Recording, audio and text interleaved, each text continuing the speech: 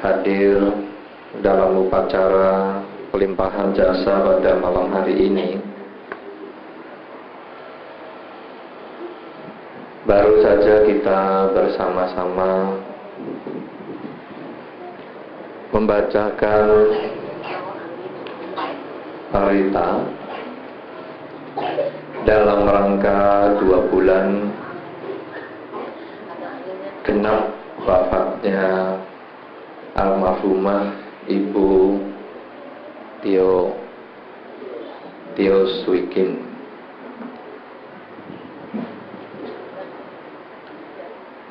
Saudara-saudara, kepergian almarhumah tentu adalah merupakan kehilangan untuk kita semua, karena kita bisa mengerti bahwa di dalam kehidupan beliau juga keluarga di sini cukup banyak dharma bakti yang dilakukan oleh keluarga di sini.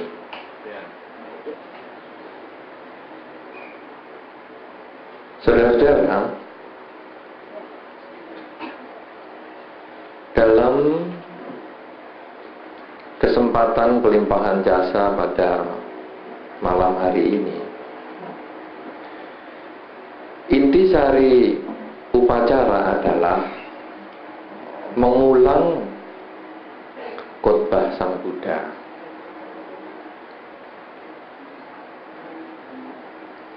Kenapa demikian? Karena yang dimaksudkan supaya pada saat kita mengulang, kita bisa merenungkan, mencoba untuk mengerti tentang ajaran Sang Buddha, khususnya mengenai kematian.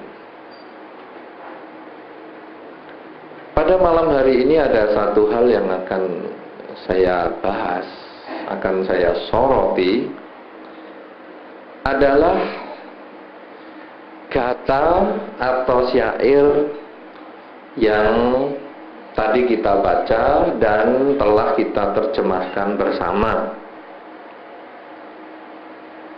Syair ini dikatakan, segala yang terbentuk tidak kekal adanya, bersifat timbul dan tenggelam, setelah timbul akan hancur dan lenyap. Bahagia timbul setelah gelisah lenyap. Semua makhluk akan mengalami kematian. Mereka telah berkali-kali mengalami kematian dan akan selalu demikian. Begitu pula saya pasti mengalami kematian juga. Keraguan-raguan tentang ini tidak ada dalam diriku. Apakah yang dimaksud dengan bait ini? Bahwa sesungguhnya kalau kita melihat ajaran Sang Buddha ini adalah ajaran untuk melihat hidup yang tidak kekal. Kenapa demikian? Bukan hanya dari membaca syair ini saja kita bisa menyimpulkan, tetapi ketika Pangeran Siddhartha meninggalkan istana itu pun, itu sudah bisa menjadi dasar kita menyimpulkan bahwa sesungguhnya Pangeran Siddhartha menyadari sedemikian mengerikan kehidupan ini. Mengerikan ketika kita bertemu dengan yang tidak kita sukai, yang sekaligus berpisah dengan yang kita sukai. Karena bertemu dengan yang disukai dan berpisah dengan yang dibenci, atau bertemu dengan yang tidak disukai, atau berpisah dengan yang disukai, itu sebetulnya hanya seperti telapak tangan yang bisa dilihat dari dua sisi. Apakah itu? Tadi ketika Anda datang kemari seger, Anda habis mandi, Anda sudah wangi. Tapi setelah kita membaca parita bersama, segernya mulai berkurang. Wanginya nampaknya hilang. Sehingga yang tadi datang dengan bersemangat karena habis mandi, sekarang setelah mandi keringat, kelihatan bedaknya mulai pada luntur. Ya, ibu-ibu mulai pegang-pegang mukanya, bedaknya. Apa aku ya yang bedaknya luntur? Juga aroma ruangan ini,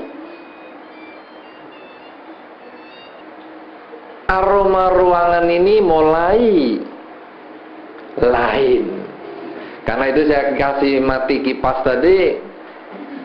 Sebetulnya satu memang suaranya seperti pesawat terbang, tapi yang kedua kipas itu menyebarkan bau yang luar biasa. Anda yang duduk barengan datar tidak ada problem. Yang duduk lebih tinggi, wah, saya kira ikut terbau juga ya. Karena duduk yang lebih tinggi asapnya kan naik. Jadi saya pikir, wah, ini bisa ikut pusing saya nanti di sini. Nah, kenapa demikian? Karena kita berpisah dengan yang dicintai, yaitu kesegaran. Tetapi otomatis berkumpul dengan yang dibenci, aduh, badanku kok jadi nggak enak ya, lengket semua, keringetan semua. Inilah sebetulnya problem kehidupan. Pada saat Pangeran Siddhartha meninggalkan istana, beliau melihat problem itu dalam bentuk yang sangat jelas. Melihat orang tua, melihat orang sakit, melihat orang mati, sehingga beliau takut. Walaupun saya punya kekuasaan, walaupun saya punya kekayaan, walaupun saya punya keluarga yang hebat, tetap saya menghadapi tua, sakit, dan mati.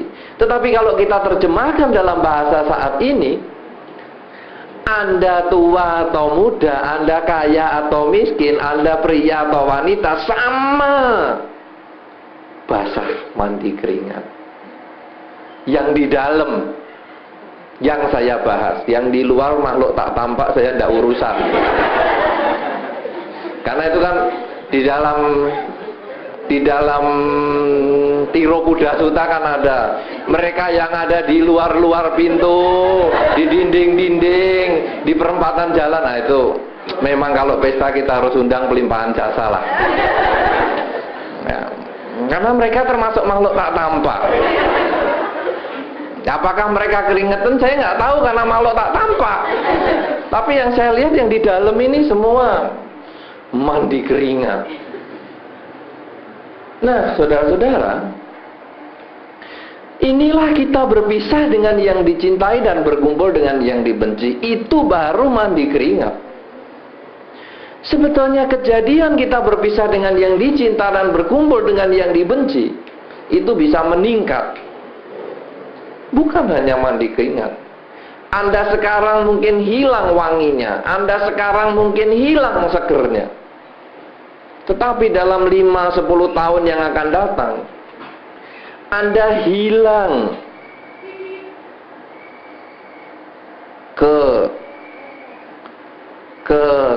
kekencengan, atau apa ya, kalau dalam bahasa Jawa kekencengan. Ini loh, muka yang kenceng ini loh. Bukan, saya tidak ngomong keriputnya, saya ngomong hilang kekencengan mukanya itu loh. Hah?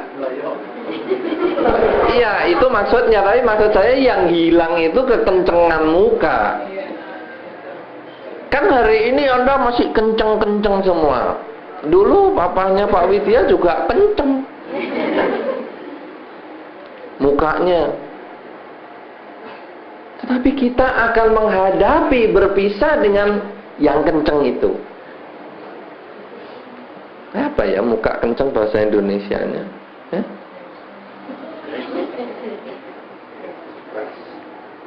Kok mulus ya. Yang tiap hari Anda elus-elus, baik pria maupun wanita tiap hari ngelus-elus, itu Anda hanya mempertahankan kekencengan, tapi satu ketika pasti mengkeret kayak kulit jeruk yang ada di depan Anda semua ini. Itu tidak akan bisa kita lewati. Itu pasti akan kita dapatkan. Mata Anda yang tajam satu ketika akan berkurang kemampuannya. Sehingga Anda melihat buku pun Anda sudah tidak bisa jarak dekat lagi, malah dijauhkan. Karena Anda sudah berpisah dengan yang dicintai. Telinga Anda pun dulu yang tajam waktu muda, kecuali yang memang sudah dari mudanya kurang pendengaran, itu pun nanti makin lama dia akan berkurang. Tenaga Anda yang kuat, Lebaran ini bisa Anda uji bagaimana tenaga Anda menurun ketika ngepel rumah karena pembantu pulang. Ya toh? Lebaran pembantunya pada pulang toh? Anda ngepel sendiri, cuci piring sendiri. Tiap tahun Anda bisa merasakan kemerosotan badan Anda. 3-4 tahun yang lalu Anda ngepel rumah, Anda sore masih bisa berdiri tegak. Sekarang mungkin 4-5 tahun kemudian Anda ngepel rumah, langsung jongkok, gak bisa berdiri lagi. Itulah kita berpisah dengan yang dicintai, kekuatan. Dan kita berkumpul dengan yang tidak kita sukai, kelemahan.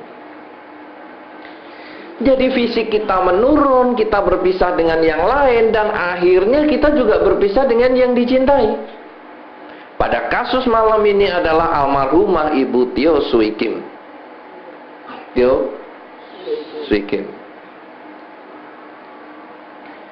Kita semua pernah kenal dekat dengan beliau. Tidak ada saya kira orang Samarinda yang tidak kenal dengan Ibu Tio Sui Kim. Ada yang tidak kenal? Semua pasti kenal.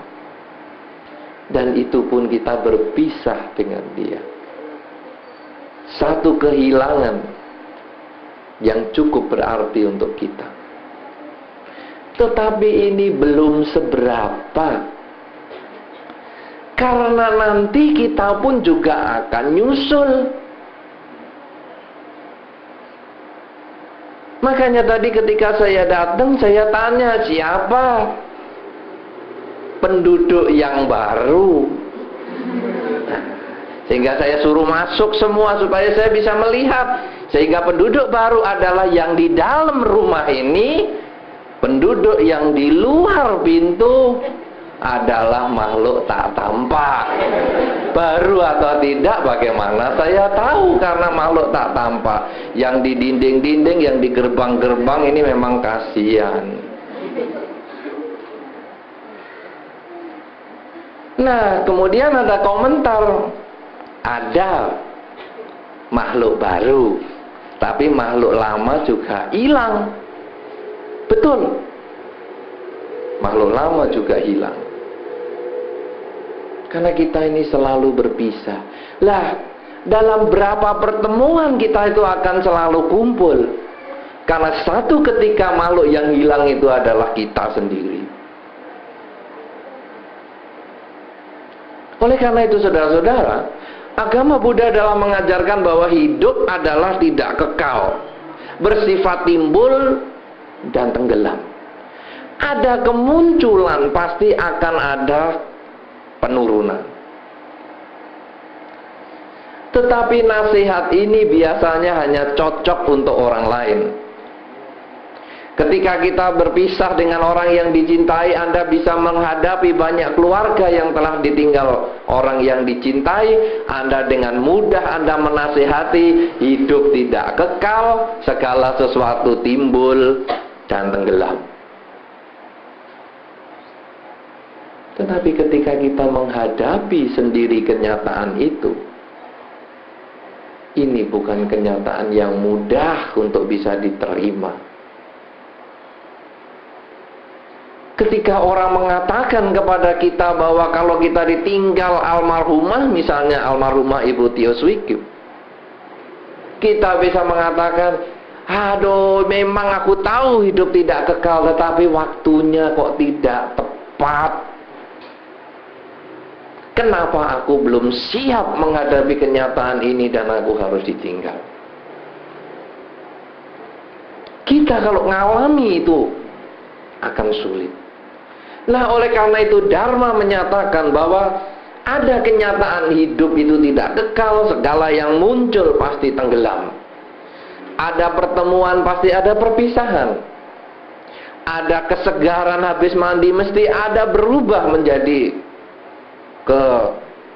ketidaksegaran alias kebauan itu tadi. Menjadi bau yang menyebar ke seluruh ruangan. Nah, kemudian dikatakan lagi bahwa setelah timbul akan hancur dan lenyap. Anda membangun rumah. Rumah ini satu ketika pasti akan hancur. Apapun juga sebabnya. Mungkin hari ini bocor, Anda bisa perbaiki. Mungkin tembok rusak, Anda bisa cat. Tetapi tidak lama dalam waktu yang akan datang pasti hancur. Oleh karena itu, saya terkesan sekali dengan sebuah iklan kecantikan. Dia mengatakan begini, wah, kamu kok cantik ya, kamu awet muda. Dia jawab, bukan, ini saya kepengen cantik lebih lama. Ada tak iklannya itu ya? Nah, tapi saya nggak tahu mereknya karena saya juga tidak dibayar untuk mengiklankan produk itu. Nah, saya ingin cantik lebih lama, betul loh istilahnya itu ya? Menarik lebih lama. Itu masuk akal sekali. Karena tidak mungkin orang itu akan bertahan. Rumah ini akan dipertahankan selamanya, tidak bisa. Cuman bisa digunakan lebih lama, bisa dipandang pantas lebih lama, tetapi pasti akan mengalami kehancuran. Itu sebetulnya pengertian Dharma yang baik sekali. Aku pengen lebih menarik lebih lama, tetapi tidak bisa untuk selamanya. Karena segala sesuatu yang terbentuk, segala sesuatu yang muncul, pasti dia akan tenggelam. Nah, kemudian itu fisik. Lalu di bagian yang lain disebutkan pada baris yang keempat, bahagia timbul setelah gelisah lenyap. Ini penting sekali saudara, karena kadang kita melihat secara fisik kita berani. Ya sudahlah, rambut sudah beruban, oke lah. Saya bisa terima kenyataan rambut beruban, walaupun mungkin masih ngecat sana, ngecat sini rambutnya. Masa orang sudah umur 70 rambutnya masih hitam, ini mencurigakan. Ya, tetapi oke lah, kita bisa menerima rambut yang tambah putih. Kita bisa menerima kuping kita yang makin sulit mendengar. Kita bisa menerima mata kita yang makin sulit melihat. Kita bisa menerima badan kita yang makin lemah sehingga tiap lebaran makin sulit kita menegakkan punggung ketika kita ngepel rumah. Tetapi yang sulit kita terima adalah menerima hidup ini ada penderitaannya. Setiap kali saya keliling ke berbagai kota, problemnya adalah diajak berbagi penderitaan. Jarang ada, aduh Bante saya hoki sekarang ini punya mantu baik, saya ngundang Bante. Jarang. Ada sih, ada tapi jarang. Aduh Bante sekarang saya senang sekali bisa beli rumah, ngundang Bante. Ada tapi jarang. Yang paling sering, aduh Bante saya stres terus, ini bagaimana jalan keluarnya? Aduh Bante rumah saya ini ada demitnya, tolong Bante datang ke rumah saya biar demitnya takut. Emangnya dikira saya ini tolak demit apa? Tapi itulah kenyataan bahwa kita takut menghadapi penderitaan. Berapa kali di dalam kehidupan kita selama ini sebagai seorang umat Buddha, Anda bertanya pada diri sendiri, kapan penderitaanku ini selesai? Kapan kesulitanku ini berhenti? Apa benar agama Buddha yang aku ikuti ini? Kenapa di tempat lain yang ikut agama lain lebih bahagia daripada umat Buddha? Mungkin kita bisa muncul perkataan itu.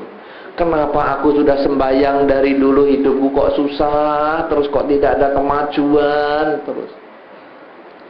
Fisik kita bisa terima ada perubahan, tetapi batin sulit sekali. Satu hari Anda kesandung 2 kali, Anda sudah ngomel-ngomel. Pagi-pagi bangun tidur kesandung kaki tempat tidur, aduh kakinya sakit sekali sampai Anda jongkok-jongkok pegang kaki. Terus Anda pergi ke kamar mandi, keluar dari kamar mandi kesandung lagi pintu kamar mandi sampai Anda jongkok-jongkok lagi dan Anda mengatakan, apa toh ya hari ini kok kesandung terus? Baru kesandung 2 kali sudah ngomong kesandung terus kan kakinya hancur. Baru 2 kali. Kenapa? Karena kita tidak siap menerima penderitaan yang terus mendera. Padahal saudara-saudara, hukum karma itu luar biasa. Hukum karma itu, kalau kita sedang happy sekali, apa saja bakal menjadi happy. Kalau Anda berusaha mencari uang, sangat gampang cari langganan, cari uang gampang sekali. Apa saja yang Anda kerjakan mesti jadi uang.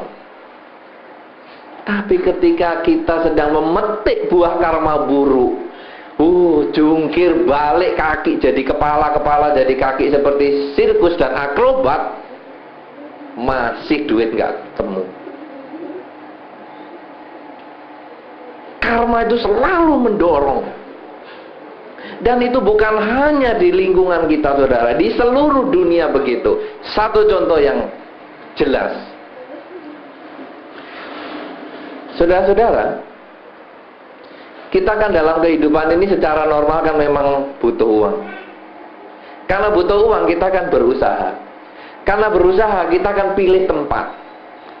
Sehingga tidak jarang pula ada orang mau beli tanah saja panggil Bantenya, Bante saya mau beli tanah itu. Untuk apa? Buka toko apa kuburan? Apa? Ya. Buka toko Bante baik atau tidak? Nah, orang beli tanah, kalau mau yang sukses kan mesti di dekat jalan yang ramai sekali. Orang yang mampu beli tempat di jalan yang ramai itu harus orang yang sudah sukses. Ya toh? Coba di daerah ini jalan mana yang paling mahal? Panglima Batur. Nah, yang ada mallnya tadi ya, EGP itu, Logo Mas. Bukan yang mall EGP. STP? SCP? Oh, bukan EGP. Emangnya gue pikirin. Nama apapun juga emangnya gue pikirin. Panglima Batur katakanlah begitu. Jadi itu daerah mahal. Kalau kita mau sukses kan kita mesti mikir, saya mau beli sana. Mampu nggak? Wah, kalau yang bisa beli mesti yang sudah mampu. Bisa di tengah kota, lebih mampu lagi bisa beli 2 kapling, lebih mampu lagi 3 kapling. Makin nggak mampu, malah makin di pinggir kota. Di pinggir kota, untung kota Samarinda ini pinggirnya masih belum terlalu pinggir. Kalau Surabaya pinggirnya sudah sampai Sidoarjo. Itu untuk kerja saja sudah butuh waktu, butuh kendaraan. Jadi orang yang makin tidak mampu malah makin ke pinggir, yang makin mampu makin ke tengah. Yang lebih gampang untuk usaha, tidak butuh kendaraan, apa saja mudah. Kenapa? Karena karma itu selalu mendukung, mendorong apa saja yang kita miliki. Anda perhatikan tidak coba itu? Coba lihat orang yang tinggal di mana tadi, Panglima Batur. Oh, orang sukses semua.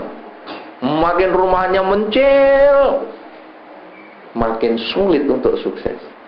Tetapi itu di seluruh dunia seperti itu. Jakarta, Anda kalau ingat daerah yang paling mahal namanya segitiga Kuningan, segitiga emas. Oh, itu yang beli di situ mesti orang mampu semua. Yang tidak mampu belinya pindah ke Bogor atau kemana saja. Nah, saudara-saudara, hati-hati dengan perjalanan karma seperti ini. Kenapa? Karena karma itu mendorong apa saja. Kalau sudah karma buruk datang, buruknya muncul terus. Kesandung, jatuh lagi. Sehingga ada satu istilah mengatakan, sudah jatuh ketimpa tangga, kegigit ular, keentup kalajengking. Peribahasa ada itu di sekolah? Tidak ada. Suruh bikin gurunya. Ini peribahasa baik sekali. Sudah jatuh ketimpa tangga, digigit ular, dientup kalajengking. Coba lihat Anda di dalam kehidupan ini yang seperti yang tadi ekonomi tadi. Karena ekonominya lemah, dia tidak bisa beli di Panglima Batur, dia rumahnya jauh. Karena jauh, akhirnya dia butuh transportasi untuk pergi kerja. Karena transportasinya pergi kerja, berarti dia butuh biaya tambahan. Padahal di tempat yang jauh itu dia tidak bisa kerja.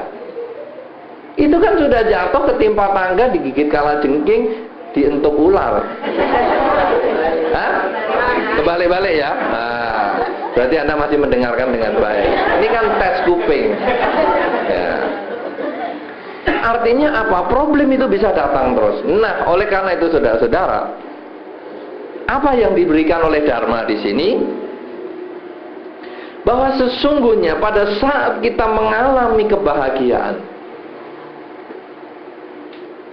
kita jangan berhenti untuk berbuat baik.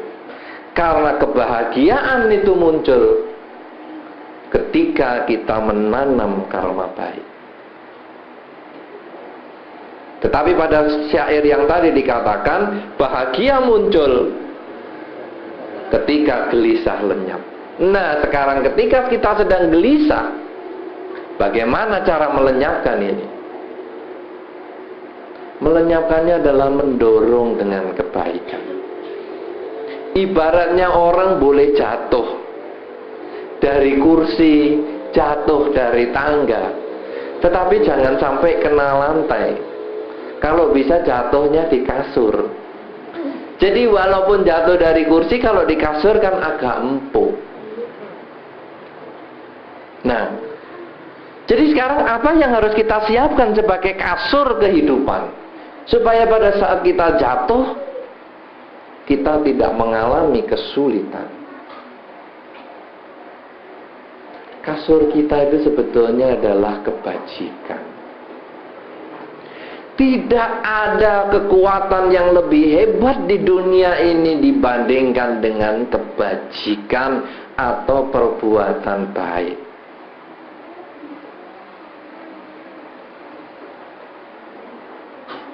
jimat apapun juga yang Anda miliki, itu hanya akan berlaku kalau jimatnya terbawa. Ibaratnya Anda punya kasur, ketika pas di bawah kursi atau di bawah tangga Anda jatuh, pas di kasur. Itu Anda menggunakan jimat kasur. Tetapi ketika kasur dijemur, Anda punya kasur, tapi kasur baru dijemur. Nah, ketika jatuh dari kursi, biru juga badannya. Artinya apa? Kita punya punya jimat. Anda punya ya, biasanya punya umat Buddha ini. Karena umat Buddha ini kadang suka aneh-aneh. Misalnya apa? Penglaris, taring macan, kuku macan. Kalau di Jawa kuku macan itu untuk Anda di sini makan semua toh. Di Jawa kuku macan bisa untuk keselamatan. Semua kita punya. Padahal sebetulnya itu adalah ketergantungan kita kepada pihak lain. Dharma ini mengajarkan bahwa kita jangan tergantung kepada siapapun juga, tetapi kita tergantung pada perilaku kita sendiri. Apakah perilaku yang kita bisa kerjakan? Perilaku kita, ucapan baik, pikiran baik, perbuatan baik, itulah sebetulnya yang akan selalu menyelamatkan kita.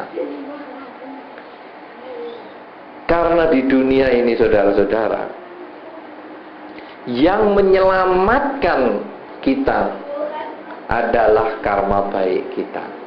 Anda tentu beberapa waktu yang lalu pernah terkaget-kaget kalau baca koran dan nonton televisi tentang bom di Bali.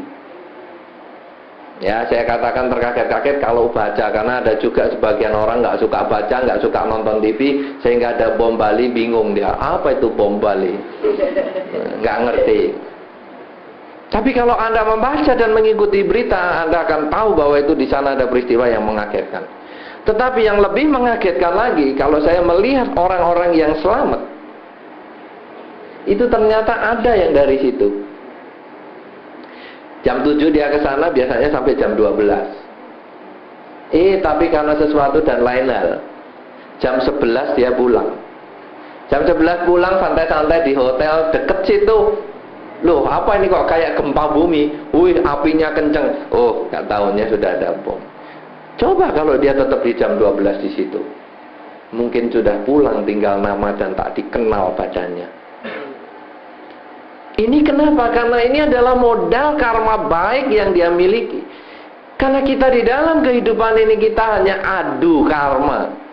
Kalau adu jimat, dia bawa kuku macan, kita bawa taring macan, nanti kulit macan, pakai sio macan, wah, tidak karu-karuan.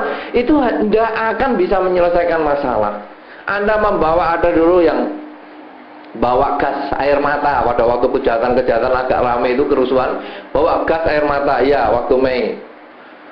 Benar ada kejadian sungguhan, dia dirampok mobilnya, dipecah kacanya, dia mau nyemprot gas air mata itu, meleset kena matanya sendiri, kebalik. Nggak pernah dipakai, semprot-semprot, loh, kalau matanya sendiri kok yang pedes, wah, kebalik. Nah, ini kan repot. Kenapa? Karena kita harus adu karma. Hanya dengan bawa senjata saja tidak ada gunanya. Kalau kita adu karma, di sana ada kejahatan, kita bisa lewat jalan yang berbeda. Nah, itu kalau kita sedang mengalami penderitaan, menambah kebaikan lewat ucapan, perbuatan, dan pikiran. Pada saat kita mengalami kebahagiaan, tetap sama. Karena kalau kebahagiaan itu karma baik kita habis, deposito karma baik kita habis, maka kita bisa jatuh ke alam penderitaan. Tetapi kalau kita selama kita masih menikmati karma baik, terus kita mengembangkan kebaikan, terus mengembangkan kebaikan, nanti kita akan memperoleh keberhasilan.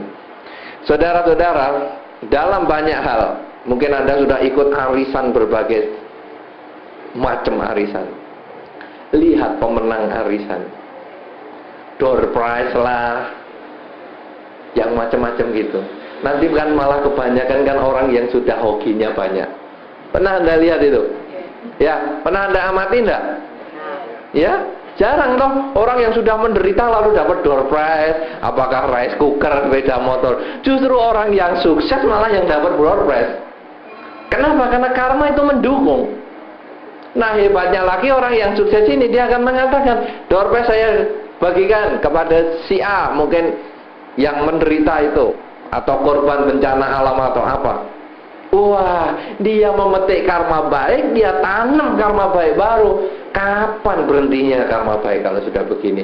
Dan inilah di dalam dharma yang perlu kita kerjakan. Artinya, kita di dalam kondisi sukses atau kita di dalam kondisi sedang menderita, ayo kita mengembangkan kebajikan, ayo kita meningkatkan kebaikan lewat ucapan, perbuatan, dan pikiran yang banyak sekali kita bisa pelajari di dalam dharma ini.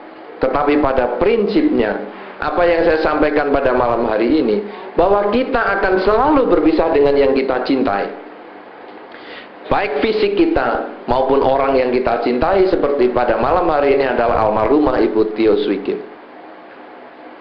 Tetapi sebetulnya akan lebih mengerikan lagi ketika kita berpisah dengan kebahagiaan kita. Karena manusia pada dasarnya kepingin hidupnya bahagia, kepingin tidak menderita. Sehingga kita selalu bertanya, kapan penderitaanku ini akan berakhir? Kuncinya sekarang kita bukan bertanya kapan penderitaan berakhir. Apakah yang sudah aku perbuat untuk menyelesaikan penderitaan ini? Kebajikan lewat ucapan, perbuatan, dan pikiran apakah yang bisa aku kerjakan untuk menyelesaikan penderitaan ini? Kalau kita bisa mengubah cara berpikir kita seperti ini, maka ketika kesulitan datang kepada kita, ketika penderitaan datang di dalam kehidupan kita, maka kuncinya kita akan terus mengembangkan kebaikan, tidak pernah putus asa. Tapi kalau kita sedang berbahagia, kita akan terus tingkatkan kebajikan kita, sehingga kebahagiaan kita akan terus berada di posisi yang tinggi. Kemudian dikatakan, semua makhluk akan mengalami kematian pada baris yang berikutnya. Mengalami kematian bisa seperti almarhumah Ibu Tio Swi Kim. Tetapi kalau di dalam konteks pembicaraan kita atau di dalam pokok bahasan kita malam hari ini, mengalami kematian juga bisa berarti mengalami penderitaan. Kuping dia yang dulunya tajam sekarang menjadi lemah. Mata dia yang dulunya tajam sekarang menjadi berkurang. Tenaga dia yang dulunya kuat sekarang melemah. Tadi yang baunya wangi sekarang sudah tidak karu-karuan. Semua akan mengalami demikian, dan mereka telah berkali-kali mengalami demikian. Saya pun juga akan begitu. Problem orang tua lain akan menjadi contoh untuk kita. Kesulitan orang lain menjadi pelajaran untuk kita. Bahwa kalau dia bisa mengalami kesulitan seperti itu, saya pun bisa. Mumpung saya belum mengalami kesulitan, mumpung saya belum mengalami penderitaan, maka saya harus memperbaiki kehidupan saya, mengembangkan kebajikan, ucapan, perbuatan, dan pikiran saya. Kalau sudah demikian, keraguan-raguan di dalam diriku sudah tidak ada lagi. Ragu-ragu untuk apakah perbuatan baik ini bermanfaat. Saya sudah sekian lama saya berbuat baik, kok merasanya kok kurang mendapatkan buah kebahagiaan sesuai dengan harapan saya. Kalau kita sudah selalu berpikir problem yang ada di diriku, apakah kebajikan yang aku harus lakukan untuk mengubah supaya penderitaan menjadi kebahagiaan, keraguan-raguan tidak ada, semangat di dalam melaksanakan dharma akan muncul, maka kehidupan kita akan selalu diisi setiap saat dengan penghayatan dan pelaksanaan dharma seperti yang dilakukan oleh almarhumah Ibu Tio Swi Kim, yang sejak masih Samarinda belum punya wihara sampai akhir hayat beliau selalu terbuka hatinya, terbuka tangannya untuk membantu kegiatan-kegiatan umat Buddha. Oleh karena itu saudara-saudara, hendaknya peringatan 2 bulan wafatnya almarhumah Ibu Tio Sui Kim ini bisalah menjadi pelajaran untuk kita semua, bahwa mereka yang kita cintai satu ketika pasti akan meninggalkan kita. Marilah kita yang masih memiliki orang yang kita cintai di dalam rumah tangga kita masing-masing, marilah kita sayangi dia, berbuat baiklah untuk mereka, orang yang kita cintai di dalam kehidupan ini. Semoga dengan kebajikan yang kita lakukan bersama pada malam hari ini, almarhumah Ibu Tio Sui Kim memperoleh kebaikan dan kebahagiaan di kelahiran yang sekarang.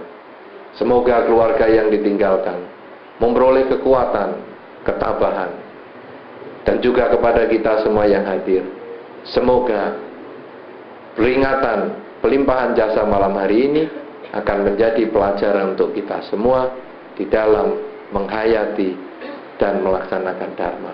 Semoga semua makhluk, baik yang tampak maupun yang tidak tampak, akan memperoleh kebaikan dan kebahagiaan sesuai dengan kondisi karmanya masing-masing.